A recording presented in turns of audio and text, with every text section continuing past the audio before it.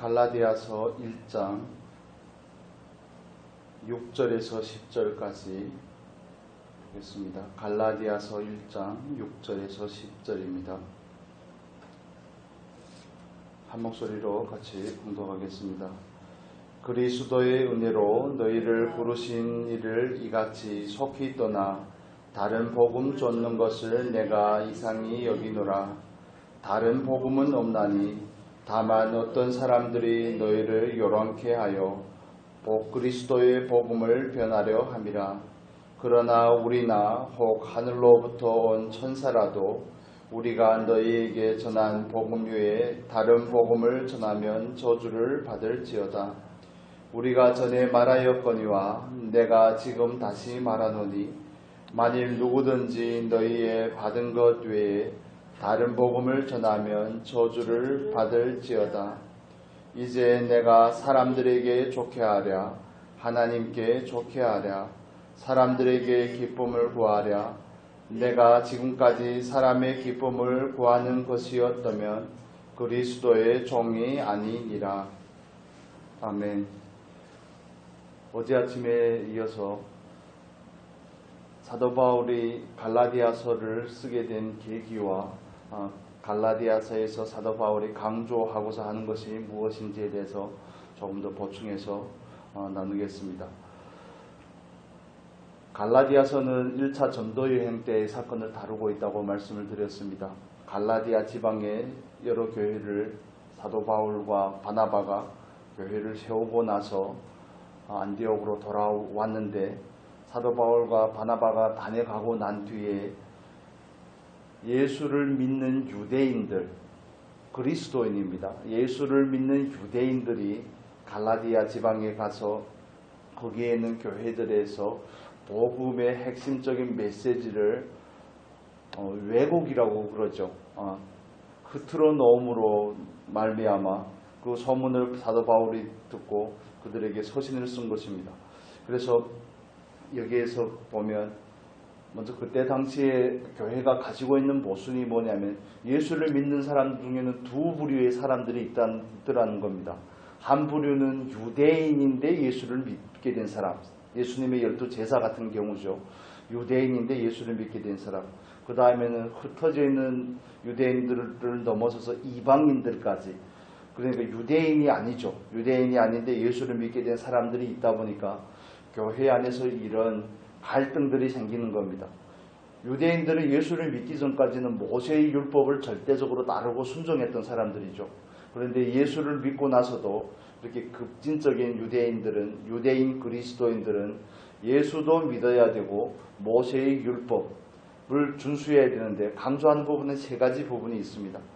남자는 무조건 할례를 받아야 되고 또 그 다음에는 음식법과 절기에 대한 부분들에 대해서 지켜야지 구원을 받을 수 있다고, 구원을 이룰 수 있다고 이렇게 이야기를 하는 겁니다. 그래서 사도 바울이 거기에 너무 화가 나서 그 갈라디아 교회에 쓰신 서신이 갈라디아서죠. 그 동기가 여기에 있습니다. 6절의 말씀에 보면 그리스도의 은혜로 너희를 부르신 이를 이같이 속히 떠나 다른 복음을 쫓는 것을 내가 이상히 여기노라. 그들은 사도 바울을 통해서 그리스도의 은혜로 너희를 부르신 이를, 하나님을 말씀을 하는 거죠. 그리스도의 은혜로 너희를 부르신 그 하나님을 어떻게 이렇게 속히 떠날 수 있느냐, 그 이야기를 하면서 사도 바울이 강조하는 점은 3절이 나와 있습니다. 우리 4절입니다. 4절 같이 읽겠습니다. 4절. 그리스도께서 하나님 곧 우리 아버지의 뜻을 따라 이 악한 세대에서 우리를 건지시려고 우리 죄를 위하여 자기 몸을 들이셨으니. 사도 바울이 편지를 쓰면서 강조하는 부분이 첫 번째는 하나님의 뜻을 따라 되었다는 겁니다. 사도 바울이 그들에게 전해준 그 복음은 하나님의 뜻을 따라 된 것입니다. 하나님의 뜻을 따라 그리스도께서 죄 때문에 우리 죄를 위하여 자기 몸을 들이셨으니, 화목제물로 드린 것이죠. 제물로 드린 것이니 이건 절대적인 하나님의 은혜라는 부분을 사도 바울은 강조하고 있습니다. 하나님의 뜻을 따라 그리스도께서 자기 몸을 드림으로 이 악한 세대 가운데서 우리가 건짐을 받았다고 이렇게 세 부분에 대해서 말씀을 하는데, 즉 다른 말로 하면 예수님께서 십자가에 못 박히신 그 복음은 완전하다는 겁니다. 뭔가를 예수도 믿어야 되고 뭔가를 더 추가해서 구원이 주어지는 게 아니라는 것을 강조하는 겁니다. 그리고 6절에서 말씀하는 것처럼 그리스도의 은혜로 너희를 부르셨다 이렇게 말하죠. 저와 여러분은 은혜로 부르심을 받은 사람인 줄로 믿습니다. 우리는 전혀 자격 조건을 가지지 않고 있습니다. 그래서 사도 바울이 로마서 9장에서 11장의 내용에 보면 참 감람나무와 돌 감람나무에 대한 비유를 하죠. 이스라엘 백성들은 참 감람나무고 우리와 같은 이방인들은 돌 감람나무죠. 하나님께서 참 감람나무도 잘라버리는데 이방인들이 구원을 받은 것에 대해서 너무 득이하지 말라고 이렇게 말합니다. 자랑할 것이 우리에게 없다는 것입니다. 우리가 여기서 한 가지 확실하게 정리를 해야 될 것은 복음의 시작은 하나님으로부터 시작이 됩니다. 복음의 궁극적인 결론도 하나님으로 마무리됩니다. 예수 그리스도가 십자가에서 이루신 복음은 완전한 복음인 줄로 믿습니다.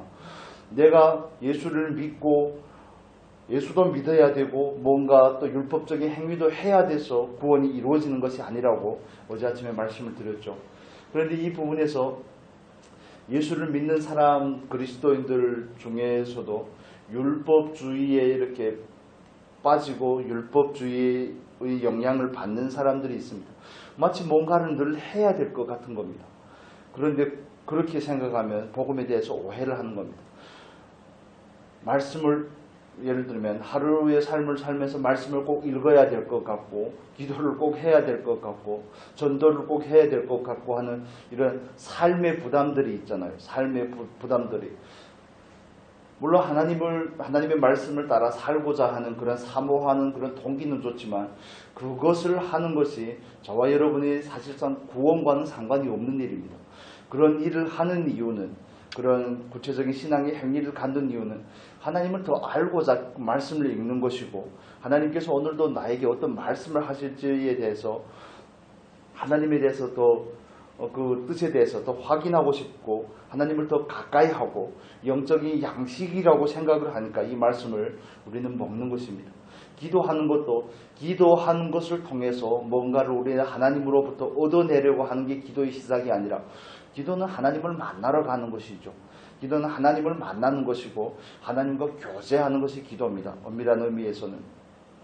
물론 우리의 기도를 하나님께서 들어주시기도 하지만, 그리고 한국교회가 또 특별히 강조해왔던 거, 전도하면 상급이 제일 크다. 이런 거 성경에 나와 있지 않습니다.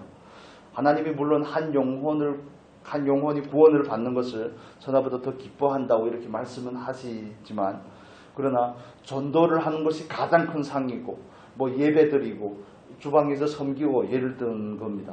이런 것들은 상이 작고, 하나님은 그렇게 상을 논하시는 분이 아닙니다. 이해되시나요? 그래서 전도를 하는 것이 마치 상이 제일 크고, 그게 아무리 한국에 있는 많은 그리스도인들 가운데 그게 내재가 되어 있습니다. 교회 부흥을 위해서 좀 선동했던 그런 부분들이 많이 작용을 하는 거죠. 하나님은 물론 믿지 않는 영혼들이 구원을 받는 것을 기뻐하는 것이 하나님의 마음입니다. 땅끝까지 복음이 증인이 되는 것이 저와 여러분의 사명이죠.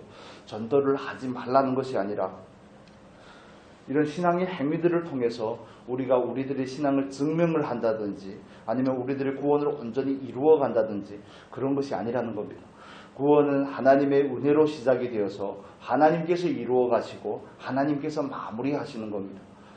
예수 그리스도가 십자가에서 이미 완성한 그 구원을 성령께서 오셔서 저와 여러분의 삶 가운데 적용해 가는 것이 성경에서 말하는 정확한 구원의 의미입니다.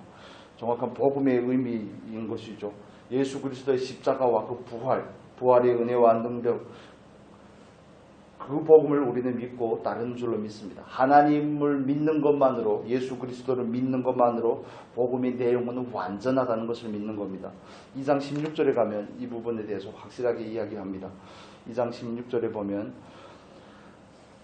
사람이 의롭게 되는 것은 율법이 행위에서 난 것이 아니요 오직 예수 그리스도를 믿음으로 말미암는 줄을 아는 거로 우리도 그리스도 예수를 믿나니 우리가 율법이 행위에서 아니고 그리스도를 믿음으로써 의롭다 함을 얻으려 함이라. 율법의 행위로서는 의롭다 함을 얻을 육체가 없느니라. 사도 바울이 1장에서도 얘기하고자 하는 그 핵심을 여기서 말씀을 하고 있습니다. 그래서 사도 바울이 전한 복음을 왜곡하고 그 복음에서 떠나서 배신자죠. 그러니까 복음에 대해서 변절한 갈라디아 교회에 대해서 사도 바울이 화를 낼 수밖에 없는 겁니다. 그들을 미워해서 화를 냈다고 하기보다는 그들에게 거짓된 복음을 증거한 그 유대주의자들, 또 그 복음을 너무 순수히 따르는 갈라디아 교인들을 향해서 사도 바울은 좀 울분을 가지고 이 서신을 쓰는 겁니다. 그래서 8절과 9절에 그 저주를 받는다는 그런 얘기를 반복하기도 하면서 결론적으로는 10절의 말씀을 말하죠. 사도 바울은 10절 이하의 말씀 가운데서 하나님께서 은혜로 불렀다는 것이 무엇인지, 자기가 하나님을 기쁘게 하는 종이 됨은 전적인 하나님의 은혜라는 것에 대해서 이렇게 간증식으로 풀어서 설명을 합니다. 여러분, 우리가 믿는 그리스도의 복음, 이 복음은 하나님으로부터 시작이 된 것인 줄로 믿습니다. 이것은 우리가 확실하게 해야 될 부분입니다. 그렇다면 구원을 우리는 이미 받은 것입니다. 구원을 받고 구원의 길을 가는 것입니다. 그래서 뭔가를 해야지 구원이 이루어진다는 등 그런 식의 복음에 대한 오해가 없으면 좋겠습니다. 그래서 우리에게 이제 남아있는 일이라면, 우리가 예수를 믿고 나서 우리 삶 가운데 우리가 해야 될 일이라면 말씀을 따라 살기를 힘쓰는 삶입니다. 예수 그리스도의 장성한 분량에 이르러서 말씀을 따라 살며 사도 바울이 10절에서 말한 것과 같이 하나님을 좋게 하고 하나님을 기쁘게 하고 하나님의 종된 자세를 가지고 살아가는 저와 여러분의 삶이 될 수 있기를 예수님의 이름으로 축복합니다. 그래서 우리는 개혁주의 교회의 전통을 따릅니다. 그래서 우리가 강조하는 것은 하나님의 주권입니다. 하나님께서 나를 부르셨고 하나님께서 나를 택하셨고 하나님께서 나에게 은혜를 주셨고 하나님께서 성령을 보내셔서 나를 감동하셔서 이 복음을 받아들이고 예수를 구주로 믿고 인정할 수 있게 하셨고, 모든 근원은 하나님께 있고 주권은 하나님께 있다고 믿는 것이 저와 여러분의 믿는 복음이고 신앙입니다. 그래서 오늘도 이 구원의 감격과 그 은혜를 가지고 하나님을 기쁘게 하는 귀한 삶을 살 수 있기를 예수님의 이름으로 축복합니다. 기도하겠습니다. 거룩하신 하나님, 악한 세대 가운데서 우리를 건지시고 또 예수 그리스도를 우리를 위하여 화목제물로 내어주심이 하나님의 뜻이라고 말씀을 하십니다.